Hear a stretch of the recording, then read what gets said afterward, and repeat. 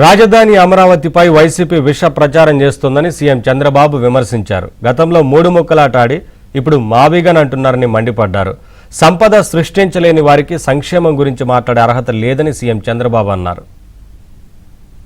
సీమ ప్రయోజనాలపైన డ్రామాలు ఆడారు. అనుమతులు తీసుకురాక వాళ్ళ హయాంలోనే రాయలసీమ లిఫ్ట్ ఇరిగేషన్ నిలిచిపోతే దానిపైన ప్రజల్ని తప్పుదోవ పట్టిస్తున్నారు. అందుకే వాళ్ళు నేను ఎప్పుడు అంటాను, అదొక బ్లఫ్ బ్యాచ్. ఎంచోపైన బ్లఫ్ చేయడం, ఫేక్ న్యూస్ ఇవ్వడం తప్ప ఏమీ చేత కాదని చెప్పి కూడా నేను మీకు తెలియజేస్తున్నా.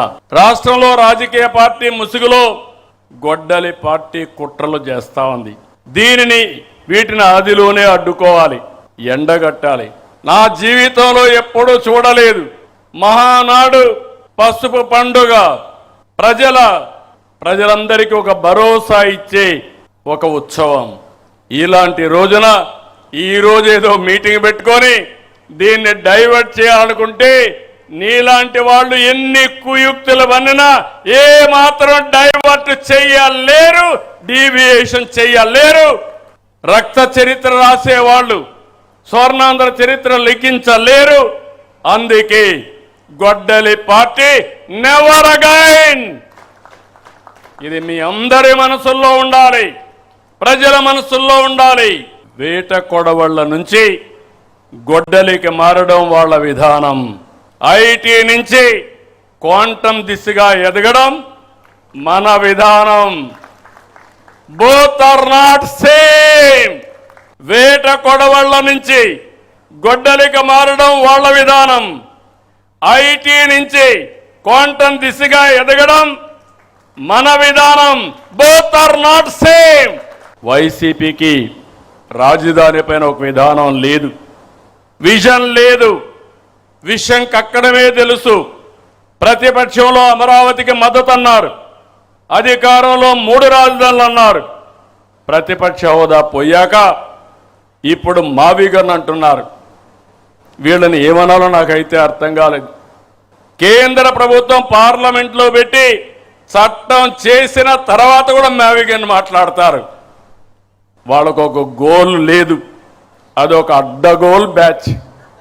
9 సార్లు కరెంటు ఛార్జీలు పెంచారు, 32,000 కోట్లు పెంచారు, 1,25,000 కోట్ల రూపాయలు అప్పు చేశారు.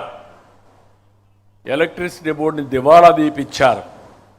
నేను ఆ రోజు ఒక మాట మన పార్టీ చెప్పాం, కరెంటు ఛార్జీలు పెంచమన్నాం, 2 ఏళ్లు పెంచలేదు. కరెంటు ఛార్జీలు భవిష్యత్తులో కూడా పెంచమని మరొక్కసారి రాష్ట్ర ప్రజలందరికీ విజ్ఞప్తి చేస్తున్నా. 2 ఏళ్లలో యూనిట్ ప్రొక్యూర్మెంట్ కాస్ట్ 38 పైసలు తగ్గించాం. 5 ఏళ్లలో ₹1.20 తగ్గిస్తాం.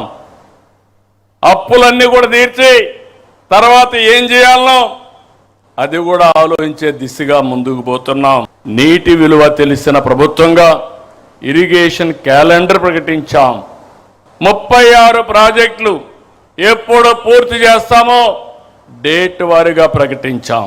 65% జల కళ సంతరించుకున్నాయి. ఉత్తరాంధ్ర నుంచి చిత్తూరు వరకు ప్రతి సాగునీటి ప్రాజెక్టు పూర్తి చేస్తాం. ప్రతి ఎకరాకు నీళ్లు ఇస్తాం. 2 ఏళ్లలో 17,000 కోట్ల రూపాయలు ఖర్చు పెట్టాం.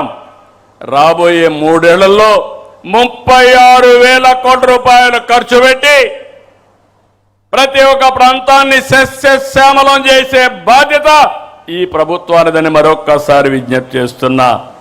ఉత్తరాంధ్ర మొదలుకొని అన్ని ప్రాజెక్టులు పూర్తి చేస్తాం. మళ్ళీ మిమ్మల్ని కోరుతున్నా, స్థానిక ఎన్నికలకు సిద్ధంగండి. ఎప్పుడు ఏ ఎన్నికలు వచ్చినా గెలిపే ప్రధానం. ఎవ్వరు కూడా ఇగ్నోర్ చేయొద్దండి.